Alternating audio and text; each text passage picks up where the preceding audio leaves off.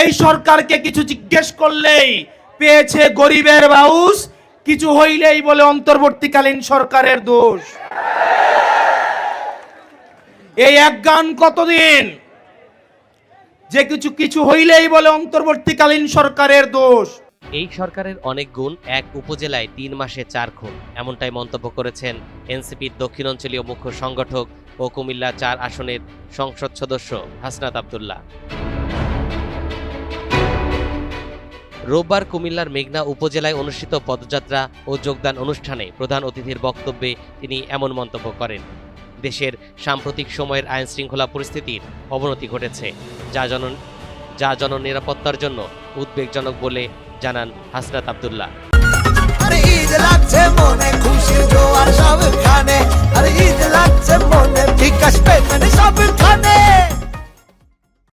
হোমনাতে কিছুদিন আগে একটা ধর্ষণের ঘটনা ঘটেছে। আমাদের মানুষ নিরাপত্তা ঝুঁকিতে রয়েছে। ধর্ষণের ঘটনা ঘটছে, মাজার ভাঙা হচ্ছে, সংখ্যালঘুদের বিভিন্ন সময় নিরাপত্তাহীনতায় ভুগছে। পাশের মেঘনা উপজেলায় ৩ মাসে ৪ খুন হয়েছে। আমরা জানতে চাই স্বরাষ্ট্রমন্ত্রী কি করে। জাতীয় নাগরিক পার্টি এনসিপির দক্ষিণাঞ্চলীয় মুখ্য সংগঠক বলেন, সরকারের প্রতি মানুষের আস্থা যেভাবে তলানিতে ঠেকেছে, কিছুদিনের মধ্যে আস্থা নাই হয়ে যাবে। মে মাসের ১৭ তারিখ, আমরা ফেব্রুয়ারির ১৭ তারিখ শপথ গ্রহণ করেছি। এই ফেব্রুয়ারির ১৭ তারিখ থেকে মে মাসের ১৭ তারিখ পর্যন্ত এই ৩ মাসে বাংলাদেশের গুণগত কি কি পরিবর্তন হয়েছে সেটা বাংলাদেশবাসী জানতে চায়।